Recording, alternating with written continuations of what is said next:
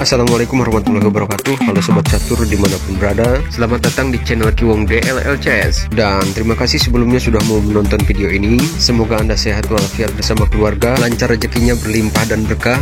Begitu juga saya, amin. Oke Sobat Catur, di video kali ini saya akan kembali menghadirkan problem catur 3 langkah mati. Dan seperti apa posisi problem caturnya? Ini dia. Oke Sobat Catur, langsung saja. Untuk buah putih ada raja di E1, kemudian menterinya di H5, lalu benteng di A1, dan satu lagi kuda berada di C6. Sementara untuk buah hitamnya, raja berada di E8, benteng berada di H8, dan satu lagi benteng berada di F7 ya, menutup menteri, dan ini sedang dipin ya oleh menteri raja hitamnya.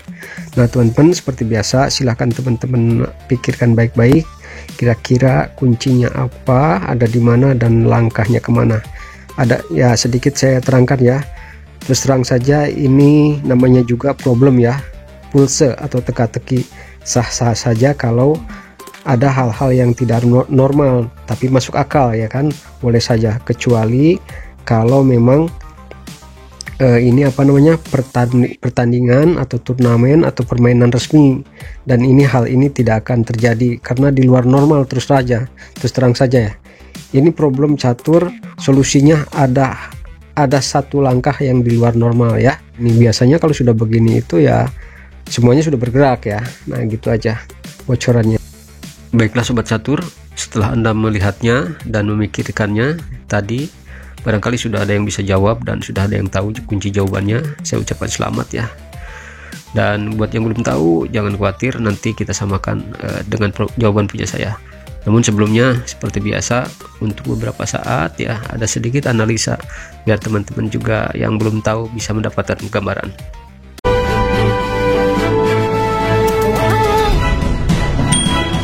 Di analisa ini kita coba dulu menteri memakan benteng ya yang berada di pojok H8, kemudian ditutup, lalu disekak lagi oleh benteng A ke A8, dan raja masih bisa lari mendekati kuda ya.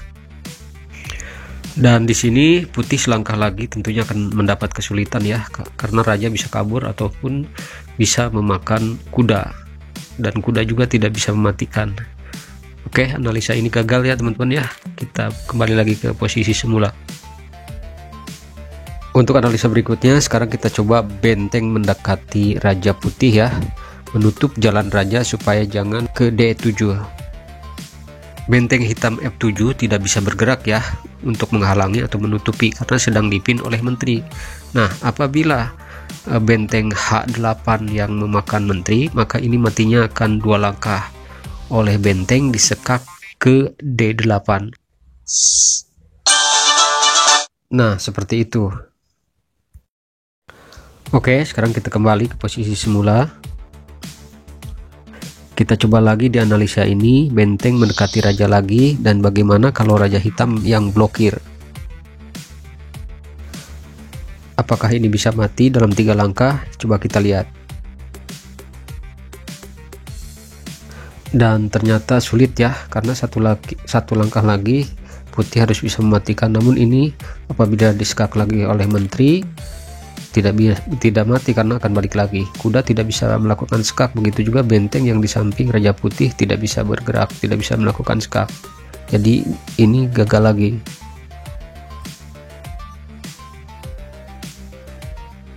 Oke, kita kembali lagi ke posisi semula. Berikutnya, sekarang kita coba analisa menteri yang melakukan sekak ya ke E5.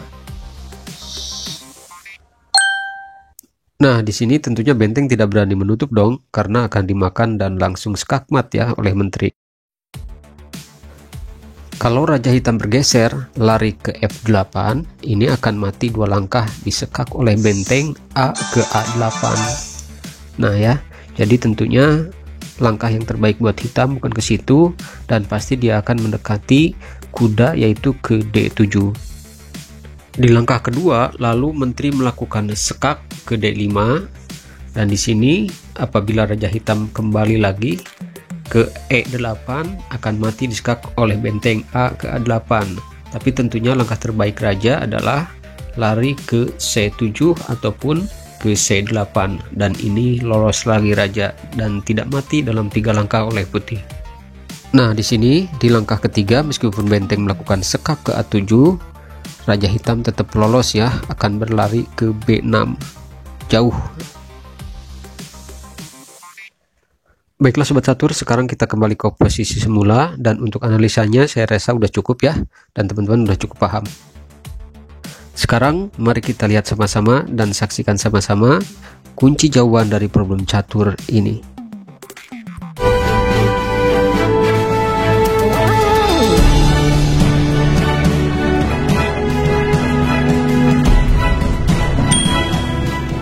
Oke, jadi kunci jawaban di problem catur ini kuncinya ada pada raja ya, yaitu blokir. Nah, di sini teman-teman ya. Jadi mustahil sekali ya kalau permainan normal ini belum blokir. Makanya tadi dari awal-awal saya kasih tahu bahwa ada satu langkah yang tidak normal. Tapi kalau dalam problem catur ini namanya juga pulse ya, sah-sah saja karena masih masuk akal ya kalau diterangin. Apabila benteng dan raja sama sekali belum pindah ya, mungkin itu dari awal permainan. Nama juga teka-teki ya, pulse atau problem ya, bisa saja seperti ini. Namun sekali lagi di dalam permainan normal ya, tidak mungkin putih belum melakukan langkah atau ya belum bergerak, maksudnya gitu, sehingga belum bisa blokir. Oke teman-teman, jadi blokir ya kunci jawabannya. Nah, selanjutnya kita lihat raja akan kemana. Nah, setelah putih blokir, apabila raja hitam memerintahkan benteng H8 untuk memukul menteri, maka di sini akan mati dalam 2 langkah, disekak oleh benteng D ke D8.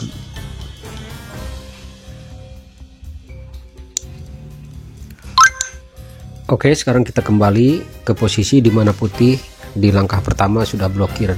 Dan sekarang bagaimana kalau raja bergeser ke F1? Selanjutnya di langkah kedua putih tentunya akan makan benteng H8, dan ini matinya juga sama dalam 2 langkah.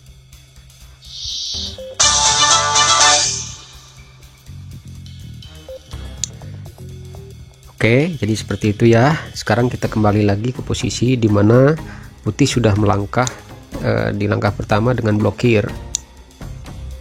Sekarang bagaimana kalau raja hitam juga sama-sama ikutan blokir? Ini jawabannya. Karena dalam problem ini diceritakan juga bahwa raja hitam dan benteng H8 sama-sama belum berpindah atau belum bergerak. Nah, ini juga namanya juga problem ya, sah-sah saja kalau masuk akal, kecuali permainan normal sekali lagi. Selanjutnya, setelah raja hitam blokir, maka untuk putih langkah keduanya adalah benteng melakukan sekak ke G1. Karena raja hitam sudah tidak bisa menghindar, maka jalan satu-satunya menutup sama benteng ya ke G7. Dan kemudian untuk langkah ketiga putih adalah melakukan sekak oleh kuda ke E7 dan akhirnya sekak mat. Nah, jadi seperti itu ya teman-teman ya, kuncinya sangat sulit sebenarnya kalau tidak tahu, karena ini ada 2 langkah yang tidak normal ya, yaitu blokir antara raja putih dan raja hitam.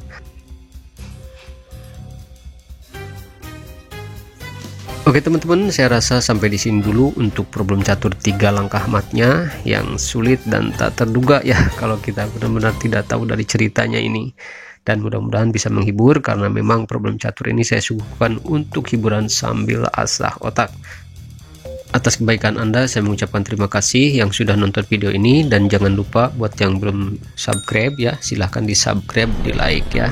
Dan terima kasih, sampai jumpa lagi di video berikutnya. Assalamualaikum, see you next video, and thank you for watching.